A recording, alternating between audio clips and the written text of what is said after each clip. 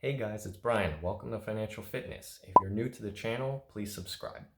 In this video, I'm going to talk about what you or your family should know before buying a life insurance policy or switching to a new one, along with some life insurance terms that are helpful to understand.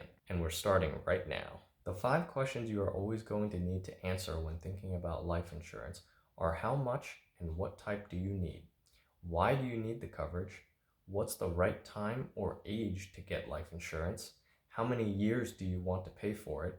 And how long do you need the coverage for? Before buying any life insurance policy, there needs to be insurable interest, meaning a beneficiary must have an insurable interest in the person who is being insured. People who would not experience a financial loss do not have an insurable interest. Figuring out the insurable interest helps with why the insurance coverage might be needed as a starting point. Beyond insurable interest, the Goodman triangle comes into play with some challenges. The Goodman triangle points to 3 people or entities involved with any life insurance policy, and those would be policy owner, insured, and beneficiary.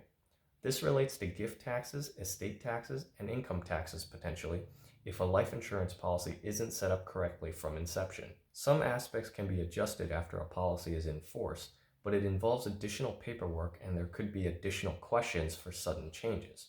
To avoid future tax issues, keep in mind that 2 points within the triangle must be the same person or a trust. For example, a policy owner can also be the insured, but they cannot be the beneficiary. A policy owner and beneficiary can also be the same person, but the insured and beneficiary can never be the same person. So when is the right age or best age to get a life insurance policy? And the answer to when is the best age is technically age 0. So you might be wondering how that's even possible, but it is possible to get a life insurance policy shortly after a child is born. Usually there is a waiting period of a few weeks to a month until they get all their shots and checkups, but there is typically no medical exam if the policy death benefit is under $200,000, and the premiums on a similar type of policy in the future would only get more expensive. Types of policies used for age 0 individuals are permanent life insurance coverage. Permanent insurance coverage means that these types of policies are designed to provide lifetime protection along with a savings or cash component. Usually that would be a form of whole life insurance or universal life insurance and would be enforced for the child's lifetime, assuming all required premiums are paid on time each year or month. As far as the right age beyond age 0, usually that would be before or after a life event like marriage, having kids, buying a home, just to name a few of them. Other than that, the younger and sooner you buy a life insurance policy will result in lower premiums overall if you compare the same types of products and policies designed similarly from different insurance companies. Designed similarly meaning how long you pay stays the same, the amount and how long the coverage lasts for also stays the same, and has a similar health and smoking or non-smoking rating. Additionally, if you take one medical exam as part of the underwriting process for any life insurance policy, it can be used with multiple companies within a specific time frame, usually around 6 months or so, if you're shopping around for the best pricing. However, each company can rate your health differently even using the same medical exam. So for example, the health rating system breaks down like so: best rating, second best, standard, table A through P, and in addition to those ratings, they also split between either tobacco or non-tobacco. You can safely assume that the equivalent tobacco rating is about double or a little more than double the pricing compared to non-tobacco. Medical exams include having blood drawn, blood pressure measured, height and weight, and providing a urine sample. For individuals age 50 and over or larger policies greater than $1 million, there may also be an EKG as part of the medical exam. Motor vehicle reports are commonly requested as part of the underwriting process too, but not part of the medical exam. Attained age and current age with life insurance policies are different calculations of age based on your birthday from the time you are applying for a policy. Most companies use attained age, but it's good to understand how both of them work. Current age is as it sounds, which is the age that you are at the time of applying for the policy, is the age that the policy is based on. Attained age takes into consideration the same concept, except that when you are beyond your half birthday, you are considered a whole year older than you currently are based on when you apply for a policy. An example with attained age is if your birthday is March 16th, then add 6 months and your half birthday is September 16th.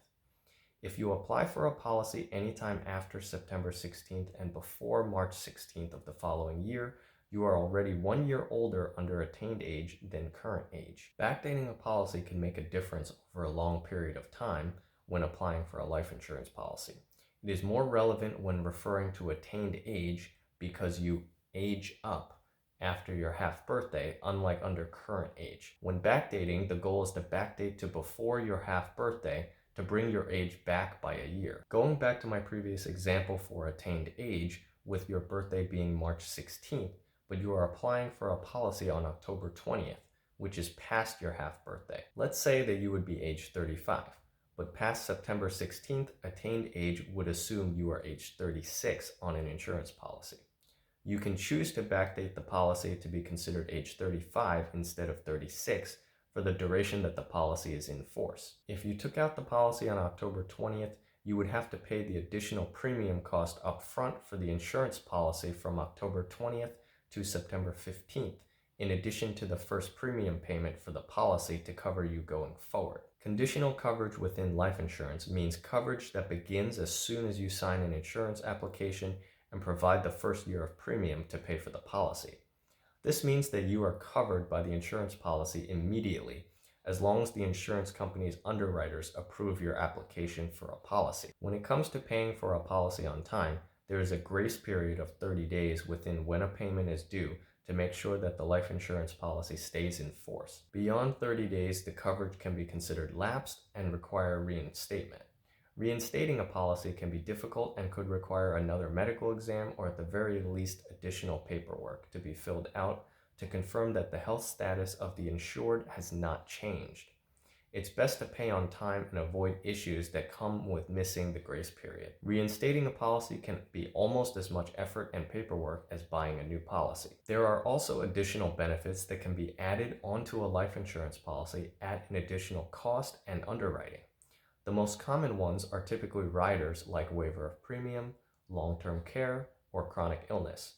One of the main drawbacks to many people about buying life insurance is that it really doesn't provide that much of a benefit while the insured is still alive, aside from cash value if there is any. Either of these two riders for chronic illness or long-term care change that by allowing you to accelerate or access your death benefit while you're still alive. Most permanent life insurance policies have either a chronic illness rider or long-term care riders, not both, since they fulfill the same need except slightly differently. The definition of chronic illness rider is if you become chronically or terminally ill, it can help you by accelerating or accessing the death benefit in your policy while you're still alive. Insurance companies allow you to use the money while you're still alive with the intention of using it for medical costs. The difference between the chronic illness rider and the long-term care rider is that you can theoretically go on and off of a claim to access the death benefit, whereas with the chronic illness rider, you would have to be deemed to have an ongoing issue that is not temporary. An example would be a skiing accident if not extremely severe, meaning a recovery of 3 to 6 months, could potentially allow a long-term care rider claim to accelerate and access some death benefit to pay for medical costs, but not a chronic illness rider claim. The waiver of premium rider will keep your life insurance coverage in force if you become disabled and are unable to work to otherwise pay your policy premiums.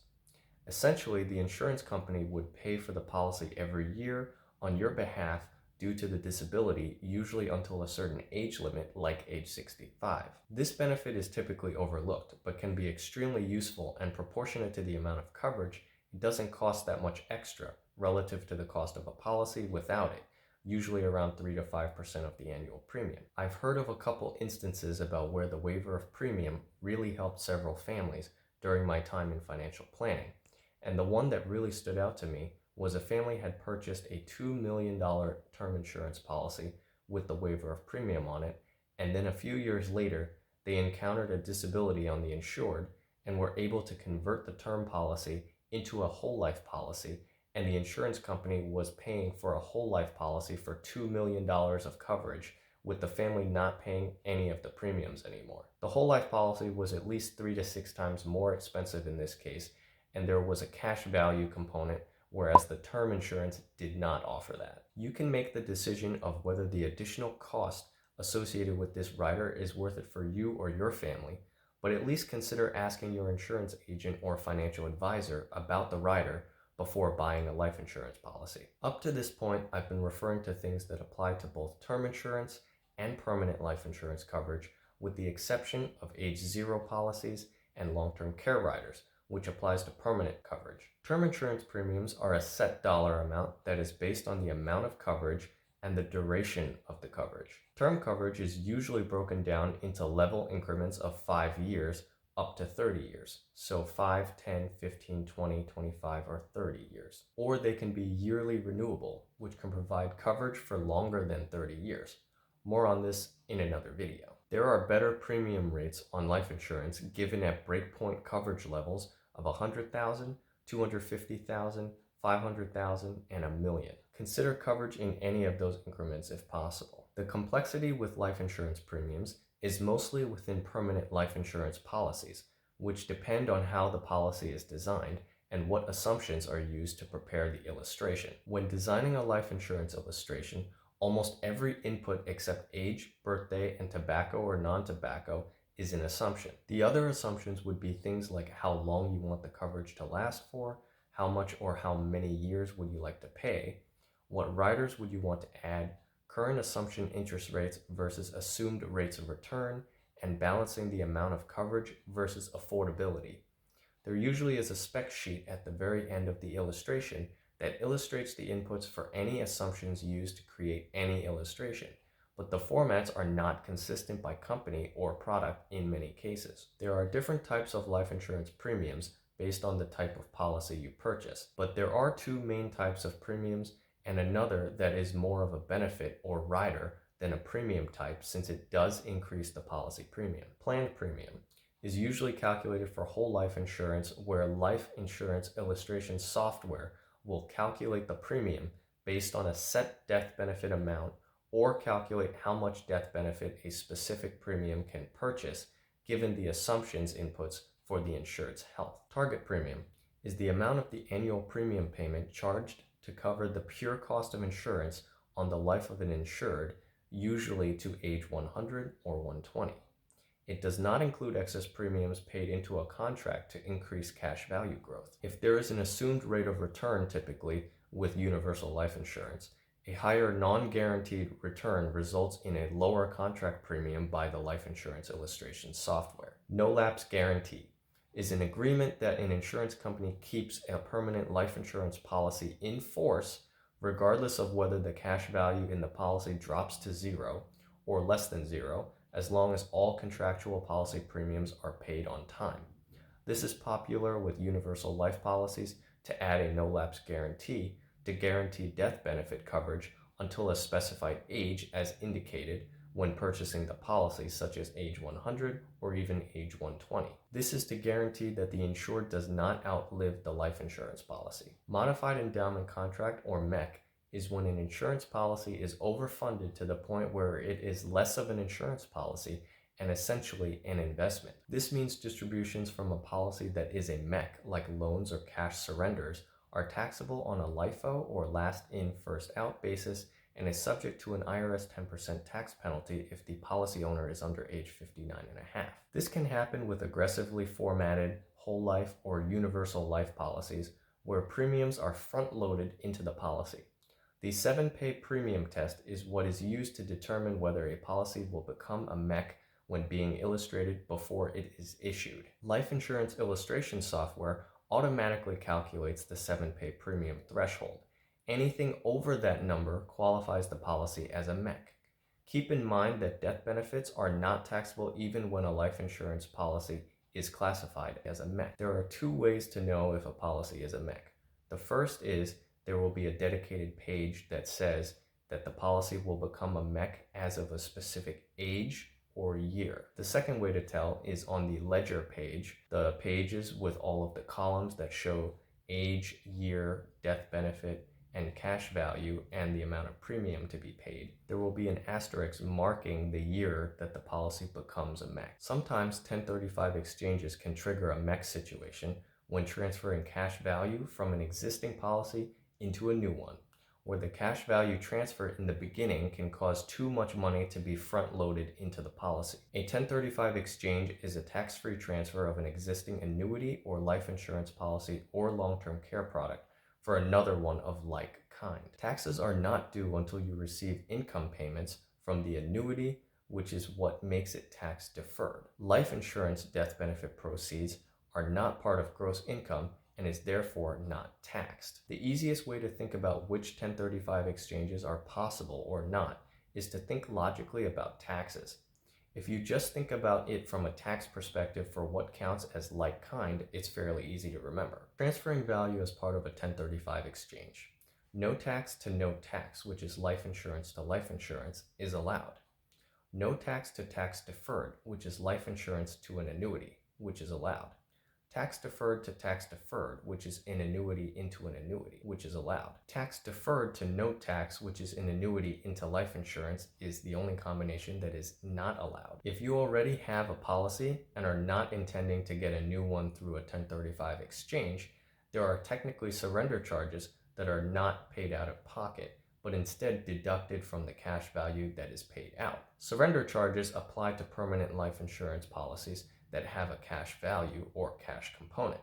There are significant surrender charges within the first 10 years of the policy being in force, but begins to reduce around year 10 and drops off after year 20 from when the policy was issued or purchased. Surrendering a policy means effectively ending the coverage, and if there is any cash value, then that is paid out. On the other hand, if a policy is in force for a long time, there is potential for the life insurance policy to endow or reach maturity. Endowment on life insurance usually happens with either whole life policies or overfunded universal life policies. Endowment is when a permanent policy becomes mature and the cash value eventually equals the death benefit in the policy. Usually this happens at age 95, 100, or 120. Keep that in mind if a policy endows and the insured is still alive, which can happen with policies purchased before 2009, the endowment when it matures can be as low as age 95 or 100. Once a policy matures, the insurance company must pay the cash value to the policy owner if the insured is still alive. Gains received from the cash value of a matured policy will count toward taxable income, which negates the primary tax benefit of life insurance death benefit being income tax-free to beneficiaries. Survivorship policies and second-to-die policies are based on permanent insurance coverage. So it's possible to have a survivorship whole life or survivorship guaranteed universal life, where the death benefit is paid out on the second person's death. Survivorship policies are generally more cost efficient than an equivalent policy on each insured, but this is because of paying out the death benefit after both insureds have passed away. Survivorship policies are typically used in estate planning to help pay estate taxes, pass on wealth to the next generation, and provide for their children in the event of an accident or unknown events. Protect your family by planning ahead and looking into getting a life insurance policy early to not only get a lower premium based on your age, but to lock in your current health. Also try to estimate how much coverage you might need. A starting point to use for your estimate is about 5 to 10 years worth of income replacement based on who will be the insured on the policy, or an alternate method is to multiply annual salary by the number of years until the insured plans to retire. Everyone's financial situation is different, so there is absolutely no one-size-fits-all solution when it comes to life insurance or estate planning. One thing that many people usually forget to do is to update their coverage as their life and needs change. I think it gets overlooked, especially without having a financial advisor review your financial situation and portfolio annually. Keep in mind that it's better to get slightly more coverage than you need initially if you can afford to do so, because it's easy to reduce your coverage on a life insurance policy in the future through filling out a policy change form, but it's harder to increase it later. Increasing coverage on an existing policy at a later date will almost require as much paperwork and another medical exam as buying an additional life insurance policy, and your health could have changed by that point. Part of an annual review process is to figure out if additional coverage is needed or when your coverage needs to be updated, not just for life events like when you're starting a family or when you get married. All of the things I talked about in this video are things you should be aware of before you buy or switch to another life insurance policy. Talk to a financial advisor and find out what policy or policies and what amount of coverage works best for you and your family. In my next video, I'll go over different types of life insurance products available so you can find out how they work. Thanks so much for watching. I hope you liked this video and found it insightful. Click the like button if you did, and please subscribe if you haven't already. Click the notification bell so you can see when I post videos next. Feel free to leave comments, questions, and any topics you might want to hear about in future videos to get on track to being financially fit. See you in the next video.